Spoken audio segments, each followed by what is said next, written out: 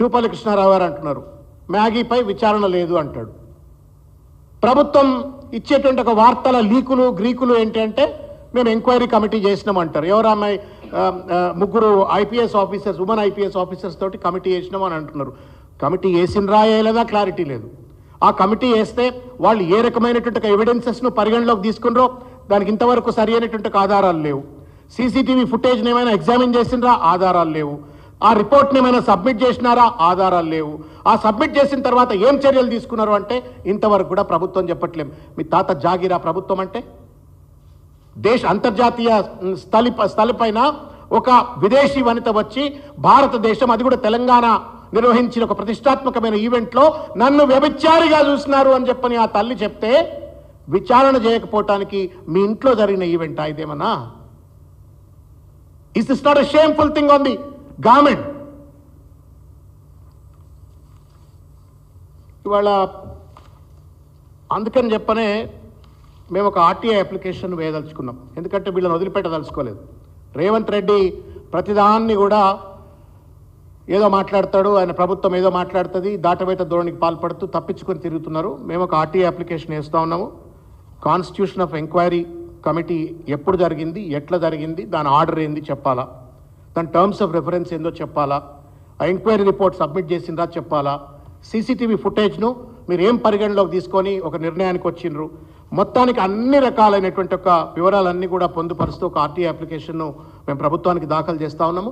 ఇది సాధికారికంగా దీన్ని పంపిస్తాము.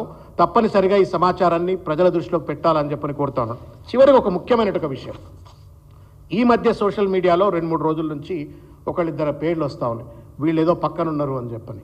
అది రేవంత్ రెడ్డి గారికి అత్యంత సన్నిహితులైనటువంటి ఒక వ్యక్తులు అని చెప్పని అది కూడా సోషల్ మీడియాలో ప్రచారం జరుగుతూ ఉంది. బాగా దగ్గర ఉన్నటువంటి వాళ్ళు, రేవంత్ రెడ్డి గారికి నిరంతరం దగ్గర ఉండేటువంటి ఒక అత్యంత ప్రతిష్టాత్మకమైన పదవుల్లో ఉన్నటువంటి వాళ్ళ పేర్లు వస్తూ ఉన్నాయి. చర్యలే, అది నిజమా అబద్ధమా? నిజంగానే రేవంత్ రెడ్డికి సంబంధించిన దగ్గరున్న వాళ్లే ఆ రకమైన దాష్టికానికి పాల్పడ్డరా, లేదు మీ పార్టీలోని అంతర్గత కుమ్ములాటల పేరు మీద ఎవరైనా కావాలని చెప్పని బదనాం చేస్తున్నారా? ఈ బయటికి రావాలి కదా, దొంగలు దొరకాలి కదా, వాళ్ళని శిక్షించాలి కదా.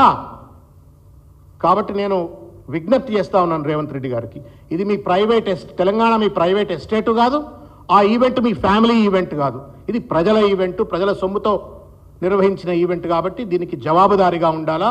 విదౌట్ అకౌంటబిలిటీ, ఇర్రెస్పాన్సిబుల్గా నేను తప్పించకపోతా అంటే మాత్రం బీఆర్ఎస్ పార్టీ ఊకోవడానికి సిద్ధంగా లేదు. ఇది మహిళలకు సంబంధించిన అంశం. మహిళల యొక్క ప్రియాంక గాంధీ, సోనియా గాంధీ లాంటి మహిళలు లీడ్ చేస్తున్నటువంటి ఒక పార్టీ అండి ఇది మీది. వాళ్ళకు కూడా అవమానం ఇది. It's an insult to Sonia Gandhiji, it's an insult to Priyanka Gandhiji, it's an insult to Meenakshi Natarajan G. 3 మహిళలు ఉన్నటువంటి ఒక ముఖ్యమైనటువంటి ఒక పార్టీ, ఆ పార్టీలో ఇంత చిల్లరగా మహిళల పట్ల వ్యవహరిస్తున్నటువంటి ఒక తీరును ఇంతవరకు మాట్లాడుతున్నారు. మన తల్లో చెల్లో ఎవరన్నా విదేశాలకు చదువుకోవడానికి పోతే అక్కడ ఉన్నటువంటి ఒక యూనివర్సిటీయో లేకపోతే అక్కడ ఉన్నటువంటి ఒక సంస్థల వాళ్ళు ఈ రకంగా వ్యవహరిస్తే ఎంత కడుపుల బాధ అవుతుంది చెప్పండి. ఆ మిల్లా మేఘీ తల్లిదండ్రులు ఎంత బాధపడుతున్నారు, ఆ అమ్మాయి ఎంత బాధపడుతున్నది. మానవత్వంతో రేవంత్ రెడ్డి వ్యవహరించాలని చెప్పని, జవాబుదారితో వ్యవహరించాలని చెప్పని, ఎవరు ఈ దొంగలు, ఎవరు ఈ రకంగా అక్రమంగా వ్యవహరించినారు, అనైతికంగా వ్యవహరించినారు, తప్పుడు వ్యవహారం చేసినారు, వాళ్ళను పట్టాలా, శిక్షించాలా అని చెప్పని డిమాండ్ చేస్తాను.